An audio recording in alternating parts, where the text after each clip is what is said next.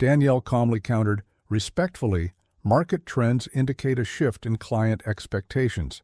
If we don't adapt, we risk losing ground to competitors already offering streamlined digital interfaces. This plan ensures we stay ahead rather than play catch-up." For a moment, the room fell silent. Several board members nodded in agreement, and Sylvia exchanged an approving glance with Danielle. Peter's face, however, remained unreadable. The autumn sun gleamed on the sleek panels of Titan Heights Tower, a 50-story skyscraper in Crescent City, home to the high-powered world of Regal Star Enterprises. Beneath the polished facade of marble floors, uniformed doormen, and a lemon-scented aura of success, lay a corporate culture riddled with subtle barriers for those who didn't fit the traditional mold of power.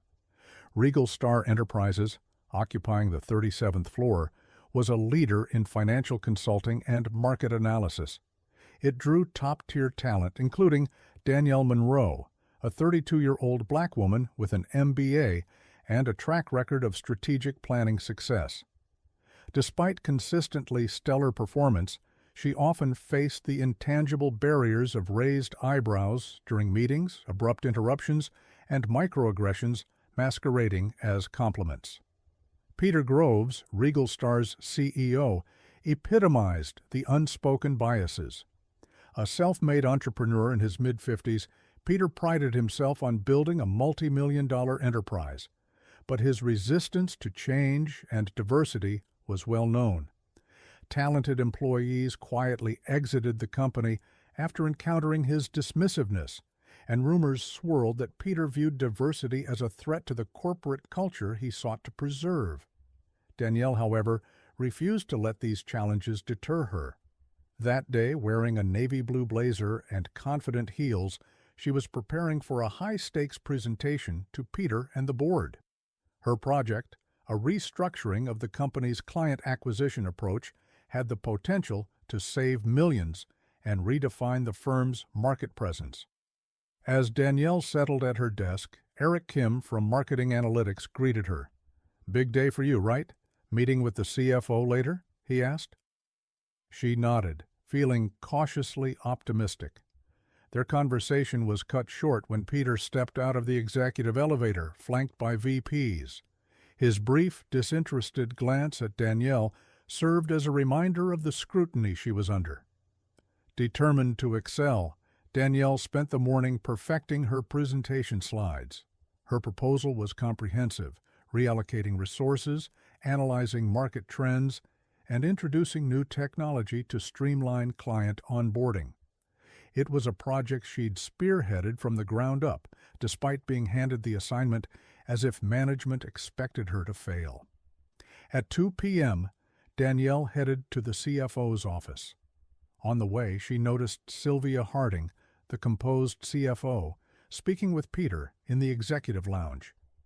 Peter's dismissive flicker of attention toward her was another subtle but familiar sting. Sylvia greeted Danielle warmly and led her to her office to review the presentation. Sylvia's corner office reflected her minimalist style, with clean lines and a panoramic view of Crescent City. Together, they went through the financial projections. Sylvia was impressed, noting, "This could be huge." Her validation boosted Danielle's confidence, though she remained wary of Peter's potential to undermine her. Despite these apprehensions, Danielle forged ahead.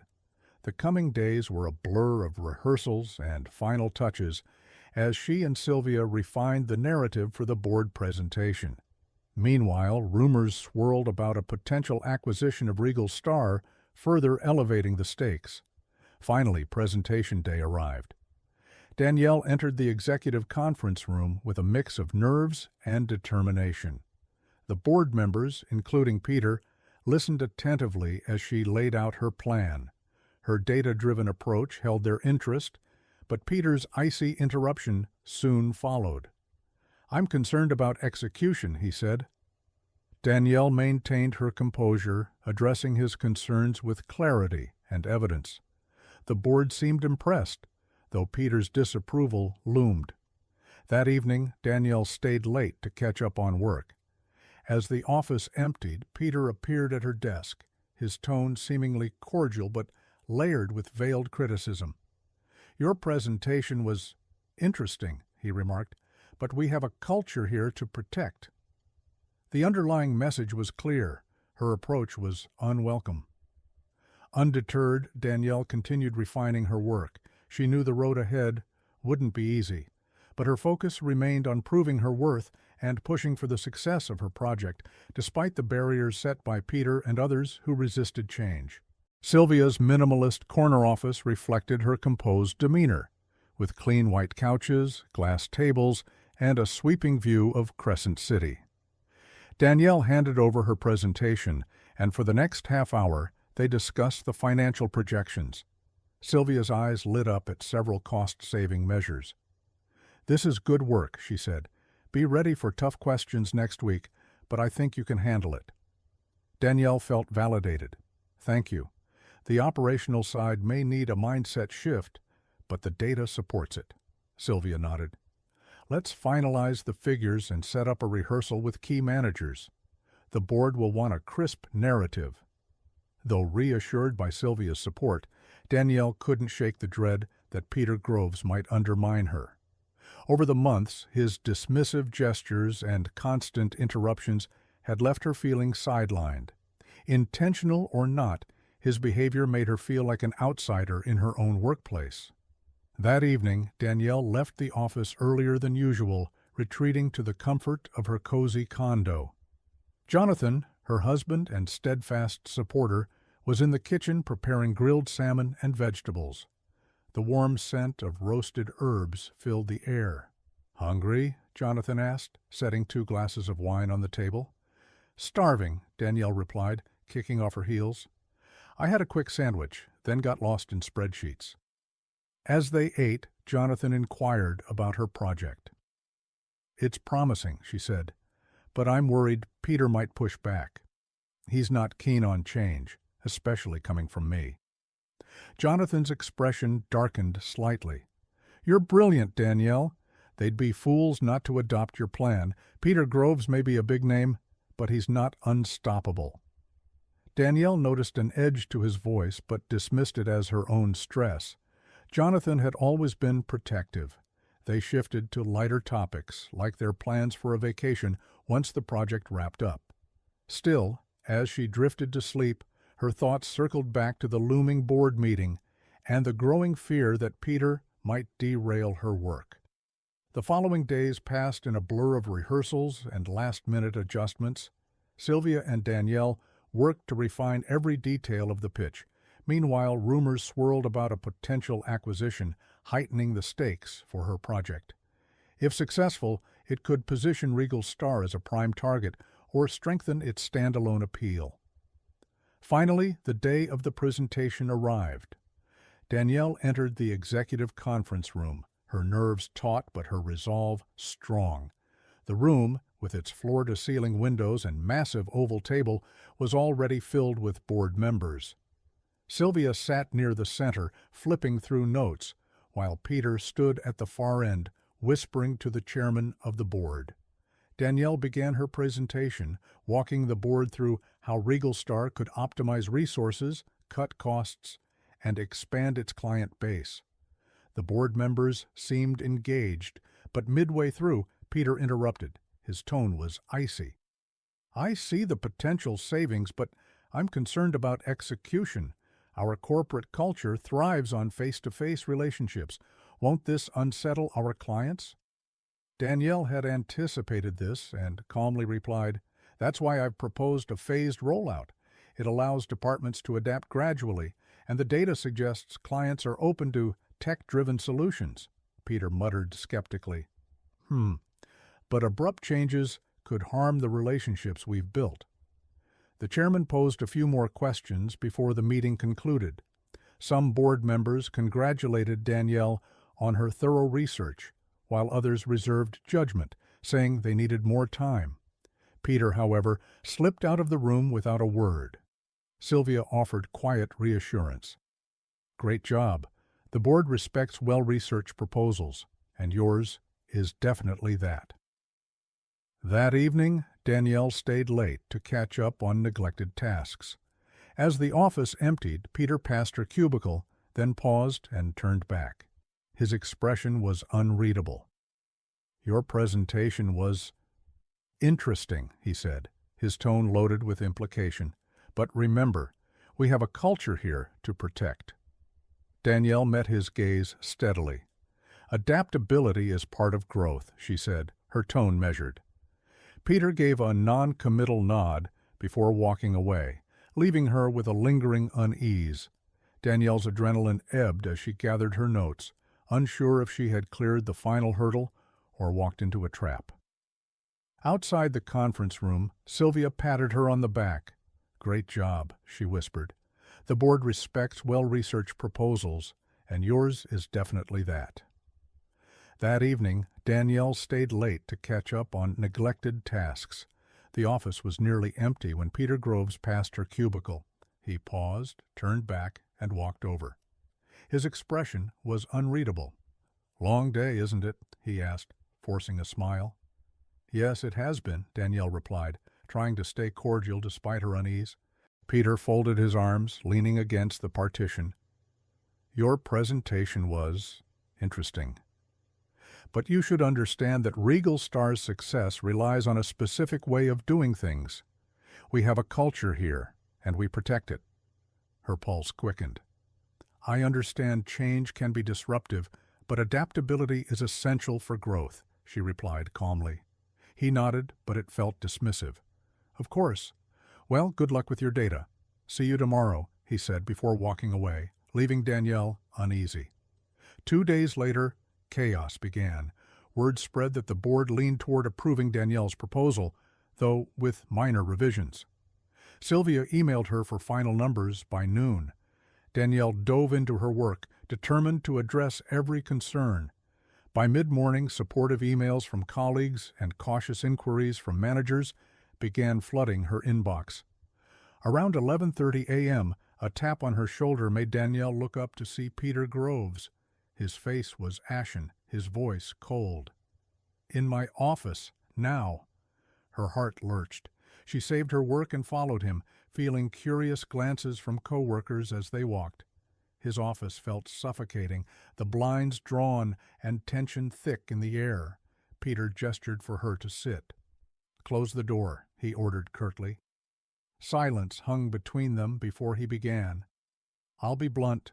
I'm not pleased with how you handle yourself. Your approach is disruptive. You challenge established ways, making people uneasy. This is not how we do business at Regal Star." Danielle bristled. "I followed every protocol, and my metrics speak for themselves. We're on track to—" He cut her off with a wave. "You push back in meetings, forcing an agenda that doesn't align with our culture. It's clear you're not a good fit." Her throat tightened. "Not a fit? I've brought in more revenue in the last quarter than many divisions combined. I've consistently exceeded goals. How is that not a fit?" Peter rose, pacing behind his desk. His voice was low, patronizing. "We maintain a certain standard, a specific image. I don't need someone questioning my decisions or moving too fast. It might be time for you to move on." Danielle's heart pounded. She wanted to fight back, to call out his blatant dismissal of her contributions. But she sensed confrontation would be futile. Taking a steady breath, she stood. "This is a mistake. You're firing someone who's only added value here. It won't go unnoticed." Peter smirked. "We'll see about that." Holding her head high, Danielle left his office, her insides churning. Her colleagues stared in stunned silence as the news spread. Danielle Monroe had been fired. A few looked sympathetic, others remained quiet, likely fearing for their own jobs.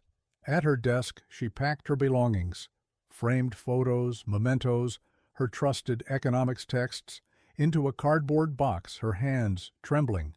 As she walked out, she glimpsed Peter through his glass office walls, already on a call as if her dismissal was insignificant. The drive home felt surreal, anger and sorrow bubbling inside her. At the condo, she set the box down and sank onto the couch, staring at the skyline. She texted Jonathan, "I got fired. Need you. Come home when you can." Then she waited, flipping through TV channels in an attempt to distract herself. Jonathan arrived hours later, concern etched on his face. Dropping his keys, he rushed to her side. "Danielle, I'm so sorry. What happened?" She recounted the meeting, the condescension, the accusations, and the dismissal. Jonathan listened intently, his jaw tightening with every word. When she finished, he hugged her tightly. "That man," he muttered. "He has no idea what he just did." Danielle tilted her head. "You seem almost angry. I've never seen you like this." Jonathan exhaled slowly. "I'm beyond angry. You gave that company everything. It's not just, and it's not logical from a business standpoint." Danielle curled against him, finding comfort in his steady presence. "I don't know what to do next," she murmured. "I could fight it legally, but that's a mess. Part of me wants to move on, but it's so unfair." Jonathan gave her a long, measured look. "Let me make some calls. Promise me you won't do anything rash until I handle this." She wasn't sure what he meant, but she nodded, trusting him. Jonathan's career had always been mysterious. Investments, high-level meetings, but she never doubted his integrity. Now she sensed his quiet influence might take a surprising turn. The next morning, Peter Groves arrived at Regal Star Enterprises with a smug grin. Firing Danielle, the troublemaker, had reasserted his authority, he thought. Confident the board would praise his leadership, he settled into the monthly board meeting. Familiar faces surrounded him, but one man, a new investor, caught his attention. This tall, composed individual had bought a majority stake in the company over the past year. Peter hadn't met him before, but his understated demeanor suggested he wasn't to be underestimated. The chairman opened the meeting. First on the agenda, the recent project proposal, Ms. Monroe's plan. But before that, we need to address a personnel matter. Peter raised an eyebrow. "A personnel matter?" "Yes," the chairman continued. "We've received a formal complaint about Ms. Monroe's termination. Normally this wouldn't escalate to the board, but a major shareholder requested an immediate review." The new investor spoke. "Good morning. I'm Jonathan Carter, and I'd like to address the situation with Ms. Monroe." Peter froze. Jonathan Carter? The name tugged at his memory. Across the table, the CFO, Sylvia, shot Peter a sharp look, as if warning him of trouble. Tension thickened as Jonathan continued. Ms. Monroe was an exemplary employee by all metrics. Her project promised significant gains for the company. I've reviewed her performance data, and her termination makes no sense. Peter shifted uncomfortably. "I made a leadership decision. She was disruptive, not a fit." Jonathan's gaze was unyielding. "Not a fit? Could you elaborate? From what I see, her contributions perfectly aligned with the company's needs." Peter cleared his throat, glancing at the board members exchanging skeptical looks. "Regal Star has a specific culture. Ms. Monroe pushed changes too aggressively, undermining leadership, and showed questionable attitude." "Questionable attitude," Jonathan echoed. "Would you say this has anything to do with her background? Perhaps the fact that she's a black woman with a strong voice?"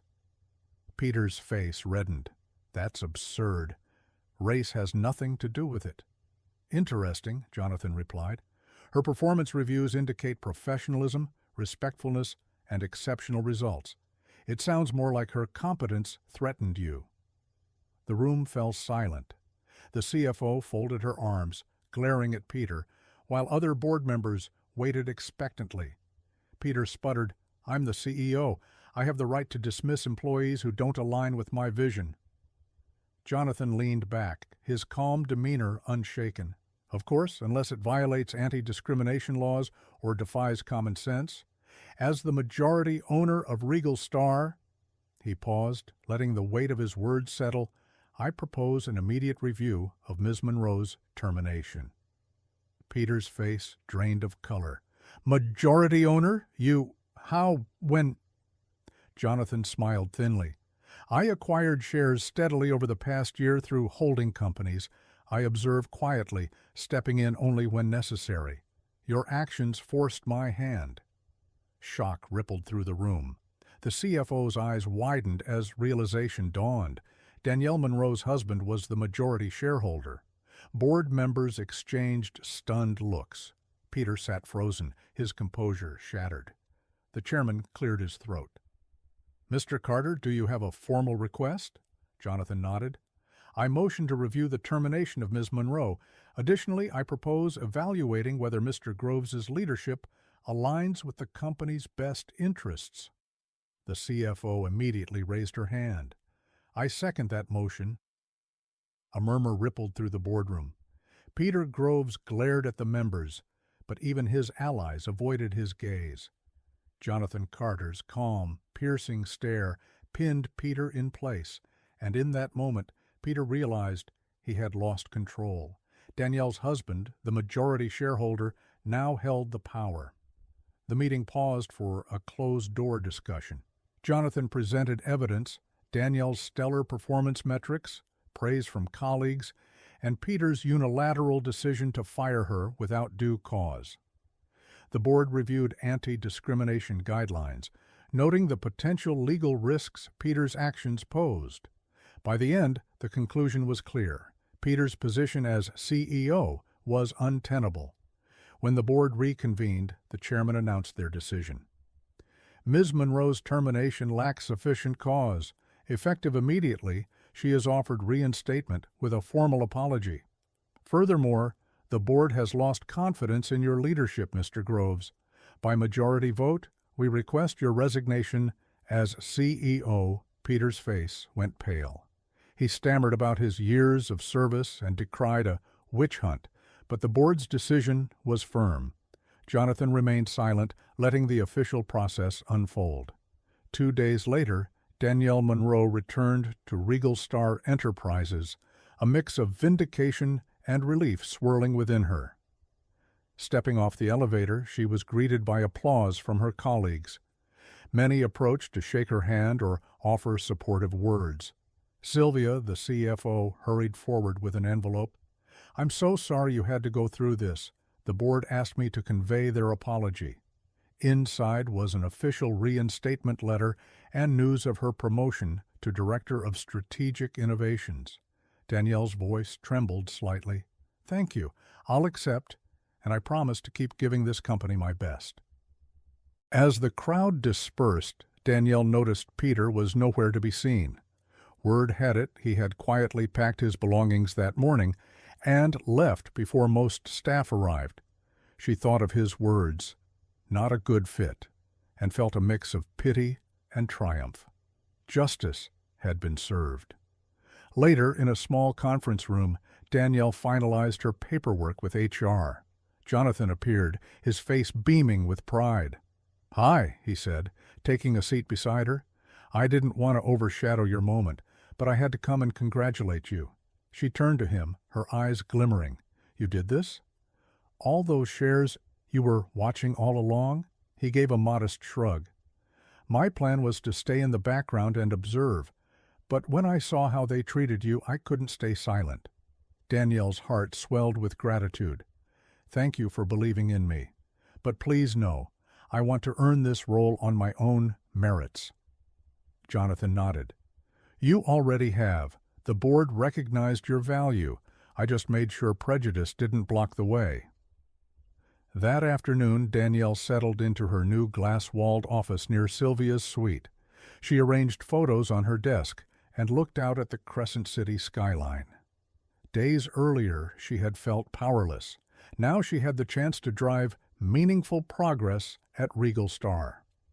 Her first step: collaborate with HR on diversity and inclusion initiatives, creating mentorship programs and clear pathways for advancement. She wanted to ensure no one faced the barriers she had endured. 2 weeks later, the company hummed with constructive energy. Peter's departure had unsettled some longtime employees, but many embraced the changes. Lauren Mills, the new CEO, quickly endorsed Danielle's progressive ideas, and the board mandated a review of policies around promotions, grievances, and workplace conduct. The oppressive fear that once silenced employees was dissipating, replaced by cautious optimism. On a Thursday afternoon, Danielle was in a meeting with junior employees, listening to their marketing strategy pitches. She offered guidance and encouragement, seeing in them the same spark she'd had when she first joined Regal Star, the desire to contribute without being stifled by bias or bureaucracy. As the meeting ended and her team left, Danielle spotted Jonathan waiting in the hallway. She motioned for him to come in. "I see you're settling into the new role," he said, gesturing at the neat stacks of proposals on her desk. Danielle nodded. "It feels good. Busy, but good. We're building something real here, initiatives that will make sure no one else goes through what I did. I want a workplace that truly values everyone." Jonathan leaned against the doorframe, smiling softly. "That's why you're perfect for this, Danielle." She leaned back in her chair, exhaling deeply. "It's strange how everything happened so fast. One minute, I'm being fired. The next, I'm here." Her gaze drifted to the window. "I still remember that sinking feeling when Peter told me I wasn't a fit, that fear that this industry would never truly accept me." And Jonathan crossed the room and took her hands in his. "The industry needs you. People like Peter were relics, clinging to outdated biases. But you're the future, proving that competence and character matter more than prejudice." Her eyes brimmed with emotion. "I just hope I can help others see that too. Break the cycle." Jonathan kissed her forehead. "You already are." In the weeks that followed, Regal Star transformed under new leadership. Lauren Mills, the newly appointed CEO, issued a memo emphasizing inclusive leadership. Danielle spearheaded initiatives to support overlooked talent, forming committees for mentorship, visibility, and resources. The atmosphere grew lighter and more collaborative. Employees greeted each other in the halls, participated in town halls, and eagerly joined interdepartmental brainstorming sessions. The oppressive tension of Peter Groves's reign dissipated. Not everyone adapted smoothly. A few senior managers grumbled about the excess of workshops and touchy-feely nonsense, but even they couldn't deny the results. Client satisfaction soared, morale improved, and within a quarter, Regal Star landed 2 high-profile contracts thanks to Danielle's streamlined processes. Revenues climbed, and the board's confidence grew. Danielle continued refining her strategic innovations plan, attending conferences and networking with industry leaders, inspired by Regal Star's turnaround. At one event, a group of young black women approached her shyly.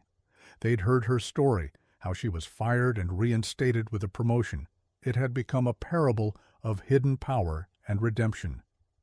"How did you keep going when it felt hopeless?" one asked. Danielle thought of the dark hours after her firing. "I reminded myself of my worth. I had evidence of my accomplishments and the respect of my peers, and I had people who believed in me, like my husband. I refused to let one man's bias define my capabilities."